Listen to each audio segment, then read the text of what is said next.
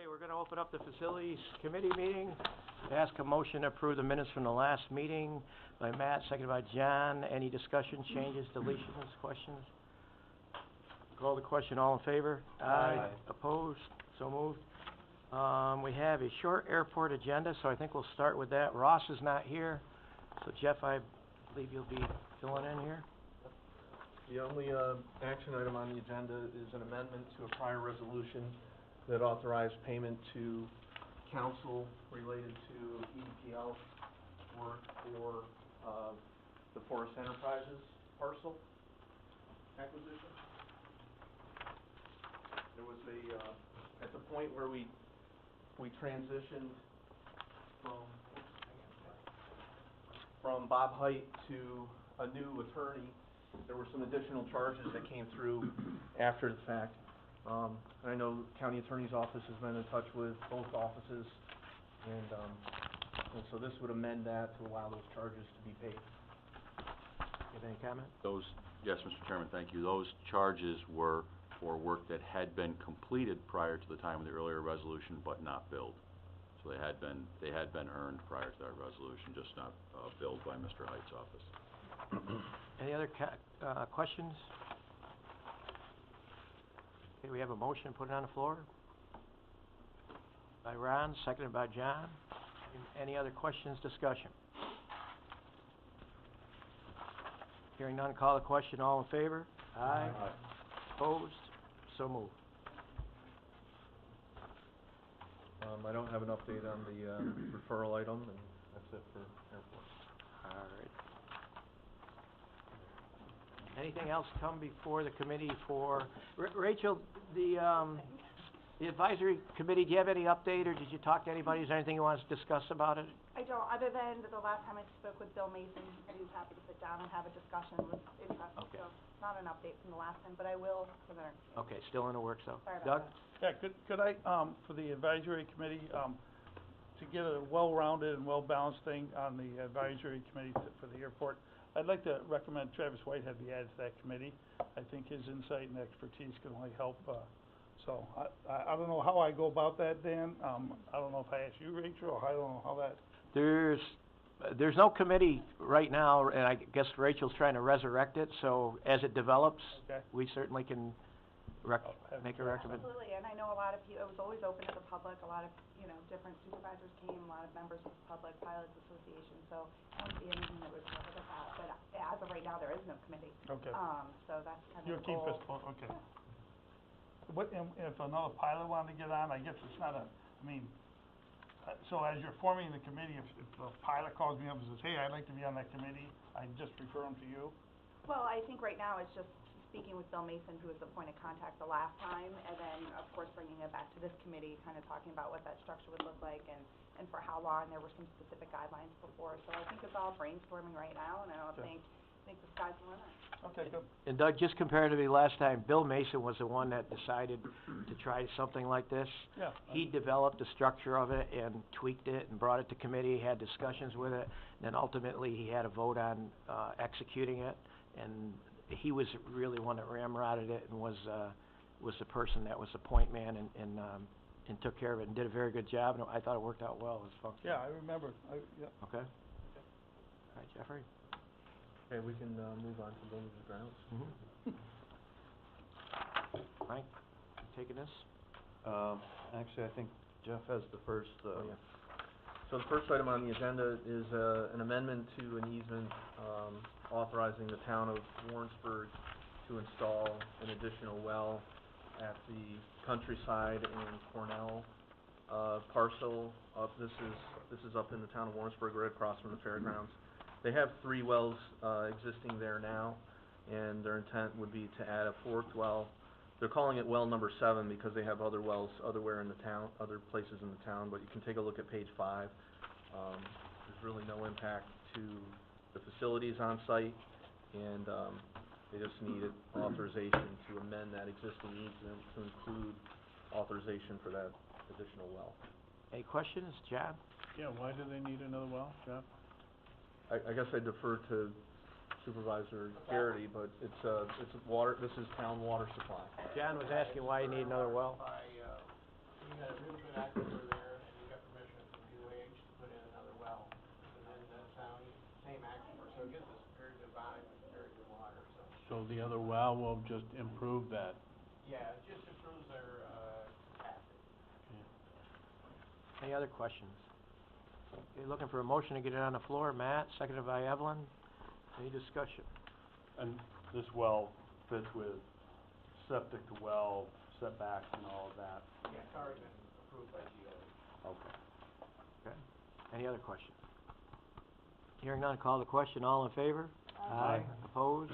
So moved. Okay, the next item on the agenda is, transfer of funds.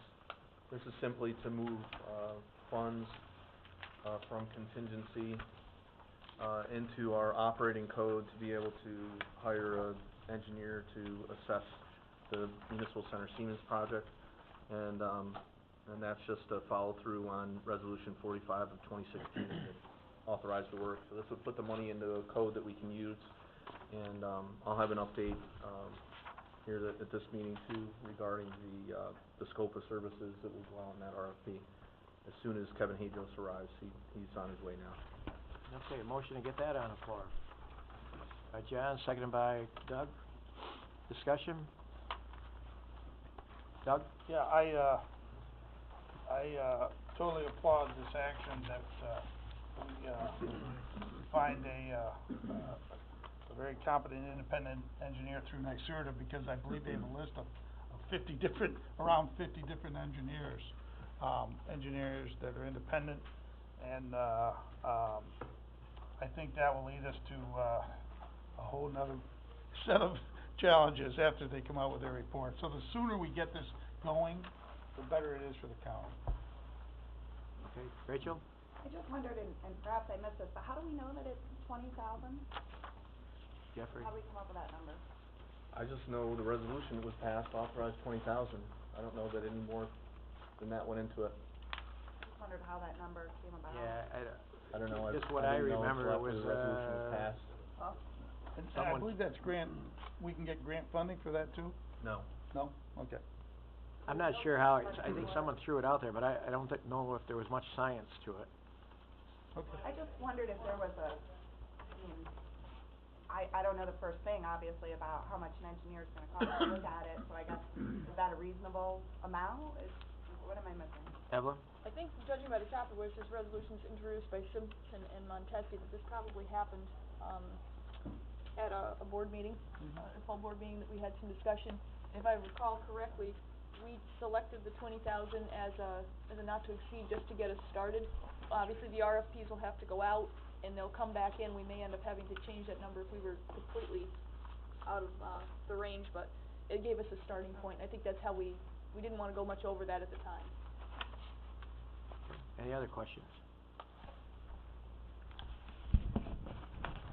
Okay. None? Okay, call the question. All in favor? Aye. Aye. Aye. Opposed? Okay, maybe if you don't mind, if I can jump to, the second discussion item of the naming of the courts, because we have, Marcy Flores here from the Public Defender's Office. Okay. I Hi, am- Marcy, how are you today? Hello, thank you for letting me speak. I am using my hat not as the public defender, but as a member of the Warren County Bar Association Board of Directors.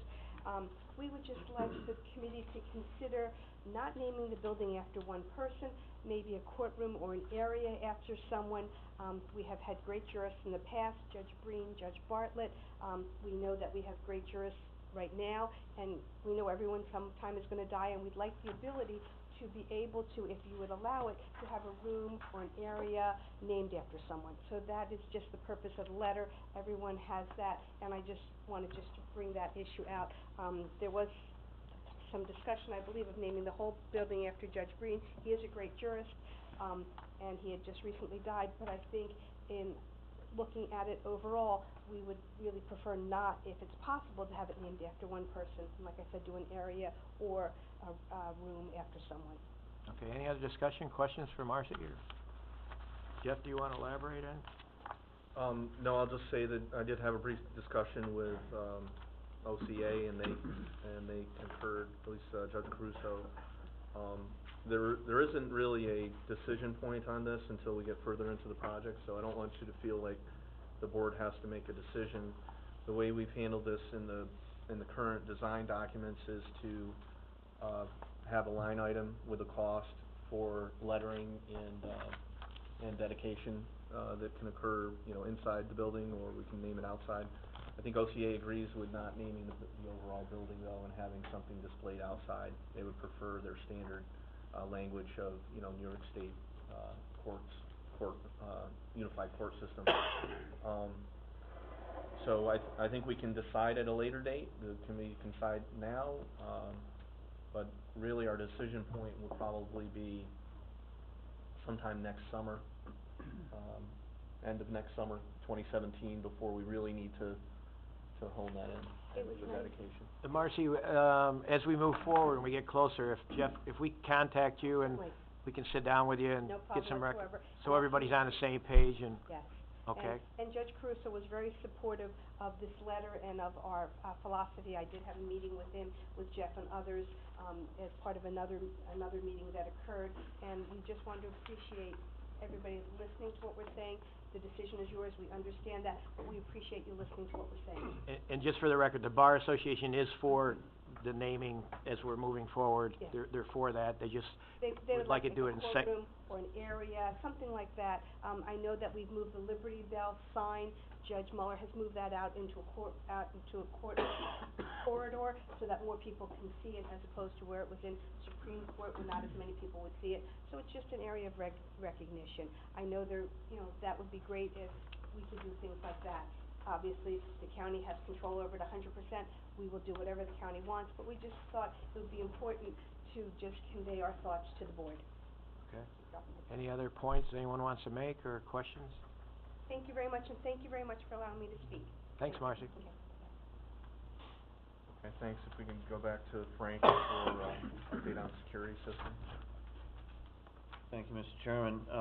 The municipal center fob system is, I think, up and running. I think everyone has their fob. So my plan of action is, tomorrow I'm gonna send out an email to all employees. Friday, I'm gonna send the same email out to all employees, and Monday morning, we're gonna switch all the cores on the outside doors. So it'll be strictly fob access from that point on to the outside doors of the building. Everyone, I believe, that needs an outside key has been issued one, because it'll be a totally separate key, totally different key. Anyone with a master key, it'll still work. But anyway, that's the plan as of right now. The fob system is working very well. It's been actually a very smooth transition to get people using them. I think people prefer using them, actually. Okay. Any questions or points, Chairman? Just real quick, is each door independent, or is it all hooked into one system? Same system goes down, the electronic system. Are they all hooked in together, or? They are, but they are. So if the system went down, the passkeys obviously still work? Yes, and the generator, if it's an electrical issue, the generator would cover the doors so that the fobs would still work. I don't wanna come and see 100 people standing in line. The keys will always override the fob system. That's good. Thanks. How many master keys are there? I couldn't tell you. I mean, what's the difference between a master key and the one that you're given? A grandmaster will fit any lock in the building. A lot of departments have their own series, so that, for instance, public health is a separate series from everyone else, so that nobody can go in. Now, you're talking interior doors. Yes. Some of the exterior doors are also different. Public health, for example, is a different exterior key than all the rest of the buildings. But our fob will work on health. Yes. As long as it's activated. I can deactivate any door at any time, or any fob at any time. That's the beauty of this system, is someone loses a fob, I just deactivate it, and then there's not a security risk. My concern, or our concern, should be now for security. There's so many of these outside door keys out there that have been out there since 1962, and not all of them get turned back to me. You know, over the years, they get turned back to a supervisor, and then the supervisor reissues them.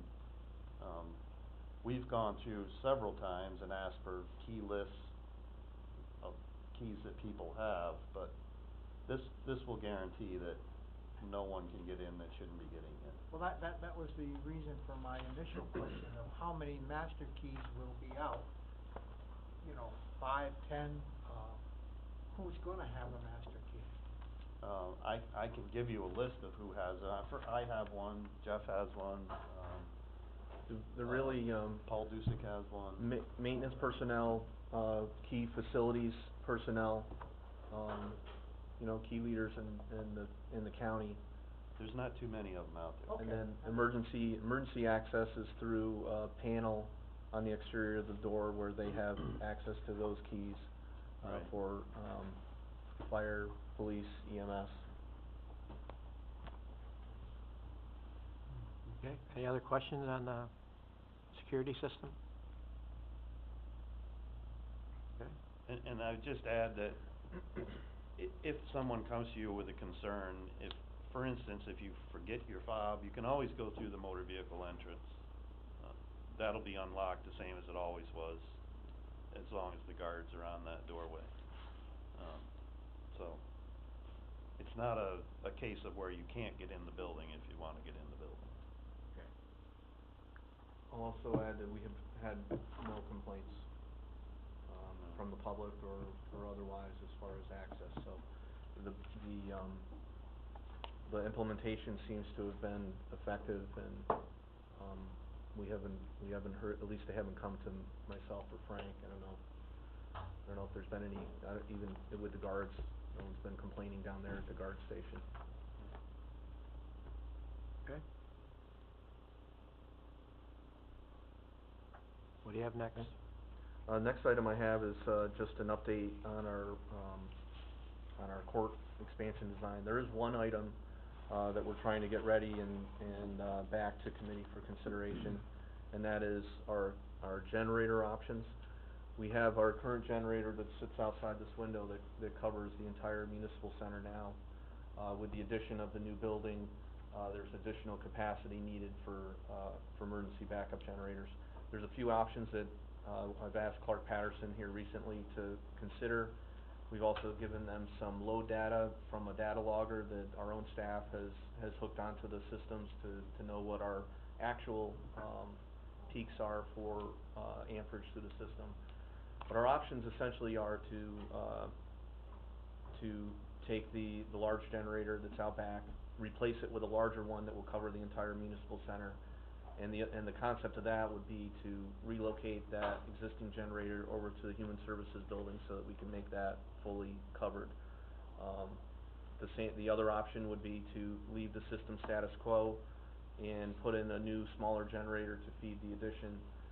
That looks like it would be the most, or the least costly option, but it wouldn't change anything over at Human Services building.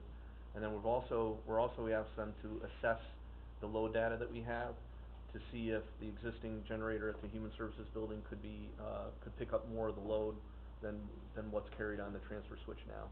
And we think with the load data we have, we might be able to transfer more of the load onto that generator. So that's just kind of the broader concepts of the discussion. It's the last real item, I think, for the committee to consider as part of the design. The other work is continuing, for getting our approvals. We had a State Office of Corrections sent us approval yesterday, and there's just a couple more approvals to get underway, so we anticipate, being out to bid this spring, and hopefully we can resolve the generator options prior to that. And so that's the next thing coming, and I anticipate being back to committee next month with that. Will they be able to prepare an option where it's the full replacement and the other subordinate one that you just said, so that we could choose at the time? If we get to a point where that's the last item to consider, we can always go to bid with those options as bid alternates, and we can do that, later, we can do that now, or we can issue an addendum during the bid period. So, that may be something that the committee decides, given the options, that maybe there's not a real consensus on which direction to go, so we can always bid it, get the final numbers, and then decide. The one thing I'll caution you with that is, there's design work involved with each of those options, so in the end, we'll end up expending engineering time on options that may not be implemented. And, so that's, I guess, the drawback. That would be the maximum flexibility, but there would be some costs involved with the engineering involved, to be included in the bid package. Any questions? Just in terms of the social service building, if the power terminates, does the elevator, automatically return to the ground floor, doors open, or is there an automatic, safety, so it doesn't just freeze right in place? No, it dumps on the first floor. Okay. The concern over there, the biggest concern is the freight elevator can't be operated if we're on generator. And if we were having an election on the day that happened, we would have a hard time moving voting machines. That was the concern that started this whole thing with getting the whole building on it. And then there are other times in prior years where it was during the workday and, building systems weren't functioning, so really the offices were shutting down. Roughly a third of the heat and the air is on the generator circuit now, so we could prevent a freeze up in the winter, but it would get pretty cold in there. Okay, and just for Matt and Claudia's benefit, I don't know if you're privy to, when Human Resource Building was constructed, there was a generator backup, that was in part of the specs. That was deleted, for cost savings concerns. Since then, we've had a few operational issues where that could have been functional, have concerns about not having it. So that's, what we're kinda tying in the argument here, not argument, but discussion.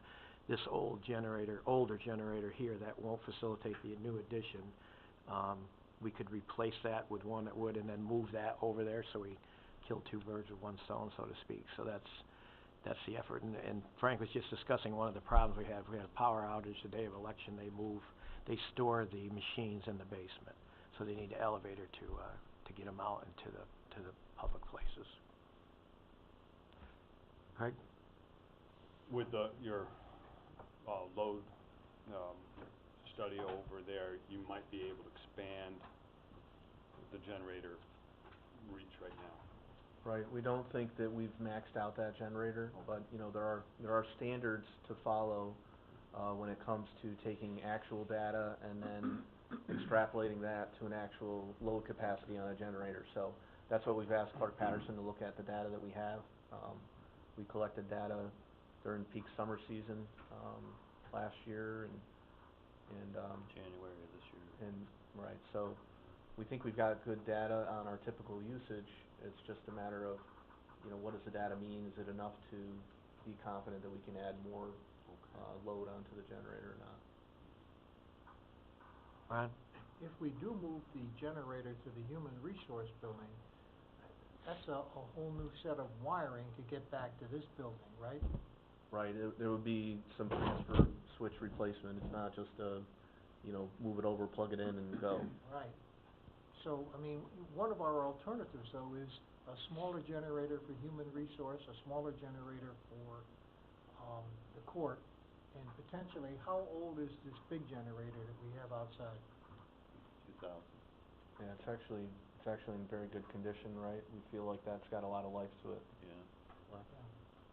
Natural gas. I mean, we're not engineers, so we haven't gotten a cost analysis. As you said, it's gonna be costly just to get the analysis of what we have to do, but I think moving that whole generator over to the other side is gonna involve cutting up, parking lots and running cable, but, you know, whatever. Is that correct? Well, the generator's on the back side of the building. It would be a short run to the building, but it would be, if you're gonna, current wiring and transfer switch is designed for that capacity generator, and there would be a replacement of the transfer switch and potentially a replacement of the conductors going from the generator. Also a transformer, because the voltages are different in the two buildings, so. So that would be part of the issue no matter what. And one of the other discussions that we had at one time was when we had a freezing rain and power outage, the building shut down, so we released our employees, so we had a loss in efficiency of work, and then we sent them home in the worst conditions possible with icy roads, et cetera. So that was some of the discussion that brought up, why don't we have a generator there? As far as powering the freight elevator is one issue, but sending our employees out in the worst of times was a secondary issue. And the efficiency of losing that labor force and a critical, during the day. Travis? Yeah. I'm sorry, John. We are talking about an emergency generator, and I think that, prior to discussing this in detail, what you need to look at is the emergency plan for each building. And, I'd like to know whether that, we have such plans and that they're coordinating these things. For instance, there'd be, you would think that the emergency plan would address such things as, we have potentially some equipment in a basement we need to get out. Maybe you decide that because of that, the easiest way to do is to store it in a jail that you can't store people in anymore. I mean, I don't know, there might be other solutions than saying we have a problem because these things happen to be stored there. The other thing is, once an emergency happens, the lights go out, you might say, first thing we do is make sure the elevators are evacuated, we then take them off. Now that load is not required. You might also say that we don't need air conditioning for a certain period of time as we secure certain areas, and then you reduce the loads, and then you say, well, we only need this area, maybe the first floor for, it should be part of a plan, an emergency plan. I don't see Mr. LaFleur here, but I would think that, any discussion of the generator should be part and parcel of an emergency plan, for that building. And I would hope that we would have I'm guessing we have an emergency plan for each building. And those are my comments. Thank you. John, I'm sorry. Yeah, the new building, the courthouse building, is gonna have its own electrical entrance. Yes.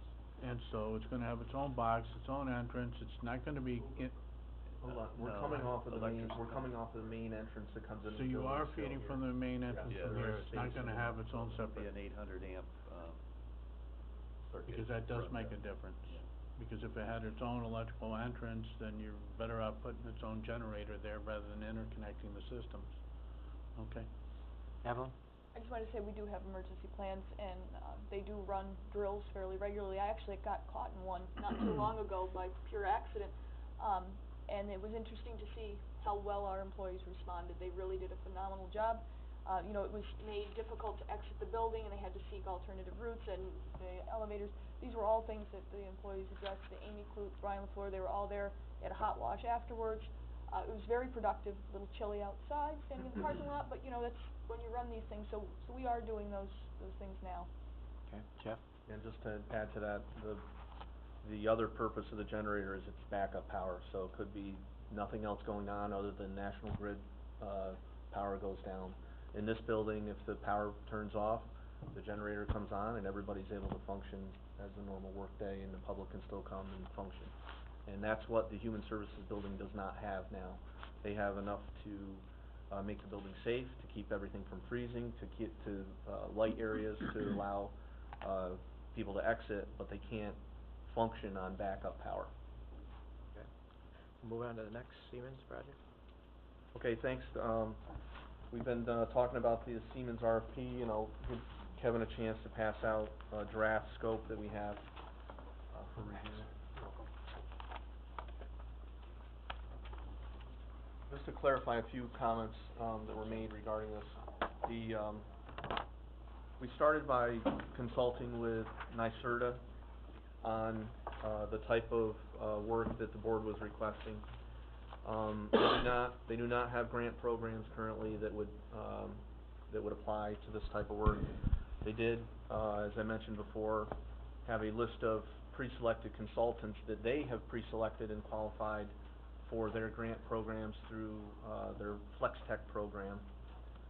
We'll certainly solicit those firms and notify them, but the county there is not a selection you know, there was not a county selection of those firms, so we would be obligated to put this out in a general RFP.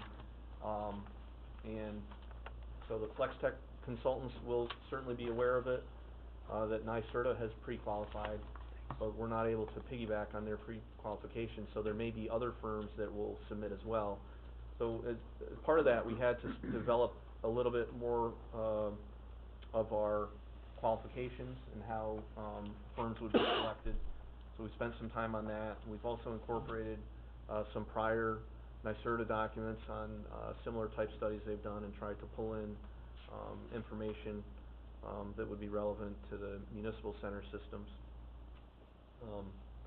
Really, our next step is, to get consensus from the committee on the scope of services, and then to decide, if we need any other agencies' input. There was some discussion a couple months ago as to whether, the DA's office, or the Attorney General's office, or the Sheriff's office, or any other office that's involved with the Siemens work and investigation should have input on this, so that we can make it as comprehensive as possible and benefit their work as well.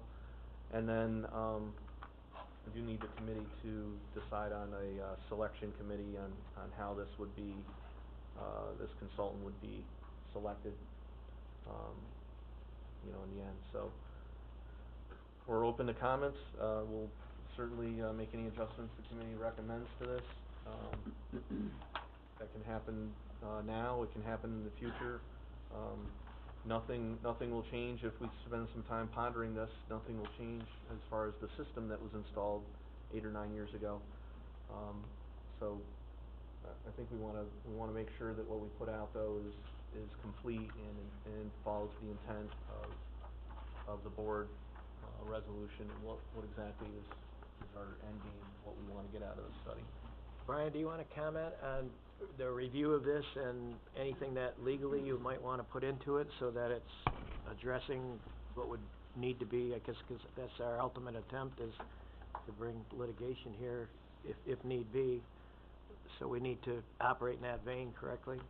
Thank you, Mr. Chairman. I've not had a chance to review this Not yet. proposal yet, but I certainly will work with Jeff and make sure that, what we're seeking, the end product, is going to be useful to us, if that's gonna be the determination of the engineer, that we'll make sure that what we need is in there. What is the committee's pleasure as far as moving forward? Would you like to review this and then have Brian, correspond with us and meet again, Evelyn? I think we ought to let Brian have an opportunity to review and get back to us. Certainly, we could take until our next meeting and gather our own thoughts. Maybe we have our own input. So I would say we wait until the next meeting to address this. What about time period? Is everybody satisfied with waiting another month to get it out, or do you wanna convene, you know, in another quicker amount of time to, get the RFP going, or what's the committee's purview?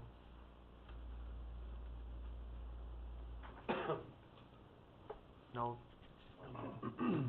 Whatever updates of this, you could send it out to all of us via email. You wanna wait for Brian's and whenever he gets, Opportunity. huh? Yeah, my only comment would be that, I would think laced into this would be the evaluation of this information relative to what the contract was between the company and the county in terms of the responsibilities of each. So I think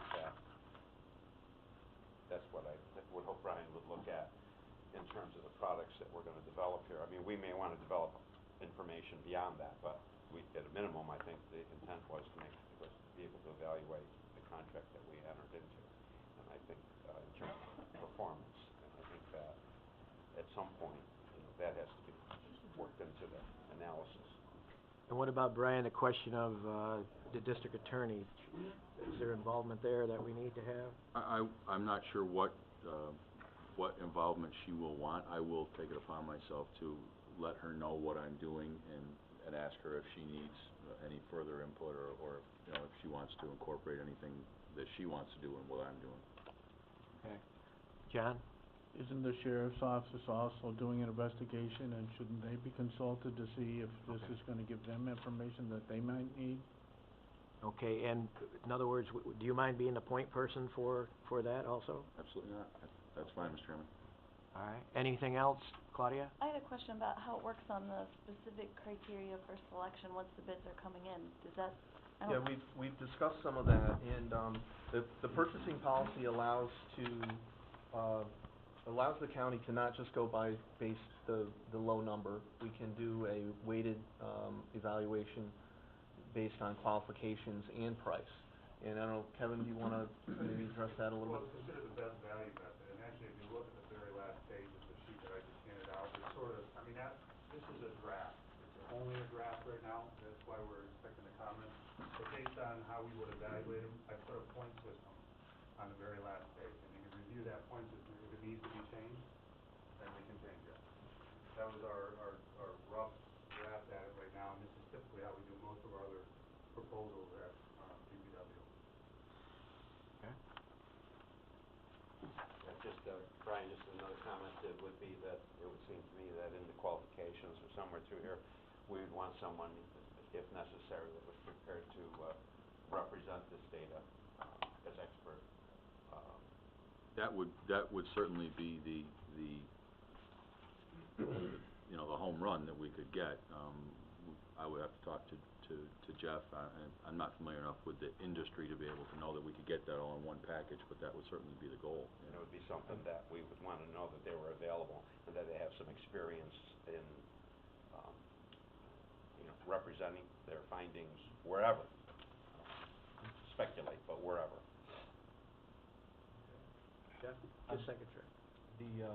I understand completely the end game of that, but I just wanna caution the committee that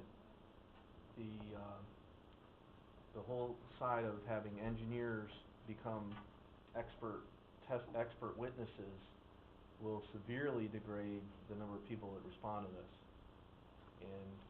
And from my years on the consulting side, if this is a $20,000 study that's gonna be $4,000 in profit,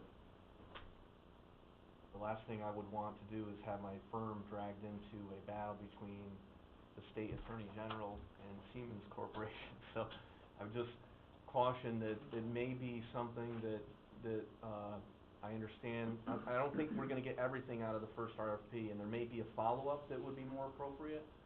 I would just caution for the size, for the amount of the study here and what we're looking at getting completed, it could complicate things a lot, even just suggesting that the firm that responds to this from a technical analysis basis is also gonna become part of a potential court action.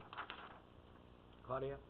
But I think that's what we are looking for, unless I'm totally off base. I think we're looking for someone that we can potentially use as an expert witness. I think that should be part of that qualifications aspect. Well, I understand Jeff's concerns, but I think at a minimum, that any material that is uncovered is owned by the county, and we can use in any way we want. That, you know, we've come up with copyright issues and so forth that, you know, it's understood in the RFP that anything that is discovered or uncovered is going to be ours to use in any shape. We have standard language like that in all of our, we own the product. Yeah, well, and you know Completely. how some contracts, That's standard. they wanna own the product. No, we own it. Yeah, good. Rachel? Just to be clear, Claudia, are you asking that part of this contract that we could then, contract out with them as an expert witness fee? You know, if it was to go to litigation, is that, you're specifically asking that the same company would be then available as an expert witness and have those qualifications? What I was just asking, Jeff, is whether or not the ENERNAC report covered the municipal center. And I guess I was kind of thinking that we already had an initial engineering report on it, but we don't. So I think it would be nice if we could use the same engineering firm, but perhaps that's not gonna be feasible to get someone to do the engineering and then carry us through litigation. I mean, I think that we should try to find someone that can do it all. Travis? I would agree with Jeff is saying, that probably better not mentioning it is probably the best avenue at this point in time. I don't know where this thing, or if this thing might end up in litigation, but whatever lawyer, is doing that will probably have his own idea about who to get in as an expert witness. I would think that if you had a report, like we have the Internoc report, and we have this report, those would be things that are referenced both before trial and possibly, at trial, and that would be more than sufficient. It's, far more than we have now, which is nothing. And, so I would agree wholeheartedly with what, Jeff is saying on that. I haven't had an opportunity to look through this in detail, but, it looks good to me. The one thing that I would comment on is that, we wanna make sure that anybody that does get in here can be looked at as independent. I know that might be difficult to put there, but, for instance, there's a couple people that we can't go to. For instance, Clough Harbor, who was, associated with it in the beginning. Another one would be LNS Energy, I believe is that. They did the, measurement and verification work. There's certain people that are tied into this that should be disqualified. And I don't know how you would go about mentioning that, but just putting something about independence in there might be a good, rule, and it might also get around some of the concerns that Claudia might have as far as this being useful going forward, because, as soon as you put somebody in here that has any conflict of interest one way or the other, it's not a good thing. Jeff? Regarding that last comment regarding independence, I think we can work that into the language regarding the project approach, because the project approach, we would want the consultant to demonstrate that they have an understanding of the project and what is needed from an independent basis, and I think that independence would affect the project approach, scoring certainly, and that might, I think that's doable without saying, giving them a list of, hey, if you're one of these companies, don't submit. Okay, anything else? Ron? And honest and truly, in a very simplistic manner, what we're asking the engineering firm, an engineering firm to do is, how much were we paying before for electricity, how much are we paying now, and did we save any money? And basically, that's it in a nutshell, but thrown into that, then you start to say, well, what about the debt service? Is that part of what we're gonna ask this engineering firm to do? In other words, if it costs us $5 million to build a cogen, do we figure that cost in? Or is it just the energy cost that we're looking for? It's a question that I have in my mind. Maybe Mike Swan can address this, but my understanding is that the county didn't do independent financing on this, that we're making payments to Siemens. This financing for the capital cost was essentially through Siemens or there's a third party that's involved. M&T Bank, basically, they made a loan, we will be paying the loan to M&T Bank for the lease that was done with Siemens, so. And M&T makes annual payments to Siemens under the contract terms. I think M&T has already paid Siemens off, and we're paying M&T the balance. So, in other words, when we entered into this contract, did we anticipate that we would build the building, pay for that, and the savings on electricity or whatever were the energy would cover all of that? No, that wasn't the original. So that isn't the original, so the debt service is a separate item. All we're looking this engineering firm to do is tell us whether we save money on the energy. Right? I would agree. I know there were other, looking back at some of the documents, there was other projected savings involving, deferred, or, less maintenance costs, and also, replacement costs for, replacing equipment that already needed to be replaced. So it's a little bit more than that, but there were other components that Siemens had worked into the contract to demonstrate, savings for the county. I think ultimately we're looking to see if they lived up to what the contract language says. That's ultimately what we're looking at. Okay, Right. I mean, where it goes from there, and that's where Brian can explain how we're going about this and what we're looking for as far as impropriety, and if we have some judicial standing in moving through the courts to get money that we think is owed to us because of this, but. Yeah, I mean, but basically, we're looking at the savings, supposedly there should have been originally with the contract, a savings in energy cost. Yeah, and that. Okay, anything else? Do you have anything else come before the committee? So just to be clear on our next step, as far as this draft goes, we'll coordinate with the county attorney's office to develop fully a draft RFP with all the proper language in, and then do you want me to go ahead and take this first draft and send it to any other agencies for input now? Do you want me to wait until we have input of the board members to develop this further before I send it on to the DA or the sheriff or AG or anyone? Why don't you work with Brian under his direction to get it out where he thinks it needs to go and what he finds out? Would that be proper? That is. Is that okay with the committee? Okay. Ron? And ultimately, if we assume that once the engineering is done and there were savings that didn't exist or that it didn't appear that they met the full contract, this would not be a criminal action, this would be a civil action that we would be initiating, right? Yeah, you gotta talk to Brian. Well, obviously, the discussions with the DA and the sheriff's office will be the determining factor in that, the answer to that question, but a breach of contract action without more is civil action, that's correct. Anything else, Jeff?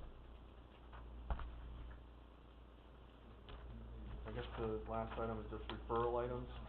Item 1 has been on here for some time regarding making the campus smoke-free, and committee to investigate that. I have no update on that at all. The next one, I think, is what we're talking about now. Maybe we can just revise that to eliminate some of the old language and just state how we're proceeding now with the RFP.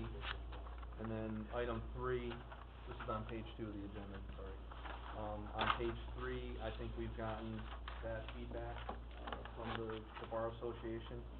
We can take that off as a referral item, and then I'll put it on my calendar to make sure that as we get closer, probably next summer, we'll reach out to the Bar Association again for input on naming of certain areas, or family court to Judge Green, Supreme Court to Dick Bartlett.